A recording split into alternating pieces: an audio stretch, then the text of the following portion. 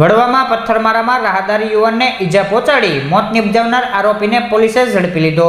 વડવા નેરા વિસ્તારમાં રહેતા વસીમભાઈ રજાકભાઈ ઝાકા નામનો યુવાન રવિવારે સાંજના સમયે જઈ રહ્યો હતો તે વેળાએ જાહેર રસ્તા ઉપર અદનાન ઉર્ફે બાદશાહ અસલમભાઈ મકવા અને અબ્બા વચ્ચે પથ્થરમારો થયો હતો, જેમાં રાહદારી વસીમભાઈ ઝાકાને માથાના ભાગે ઈજા થતાં સારવારથી ખસેડવામાં આવ્યા હતા, જ્યાં સારવાર દરમિયાન તેમનું મોત નિપજતા પોલીસે આરોપી અદનાન ઉર્ફે બાદશાહ અસલમભાઈ મકવાને ઝડપી લઈ ધોરણસરની કાર્યવાહી હાથ ધરી હતી।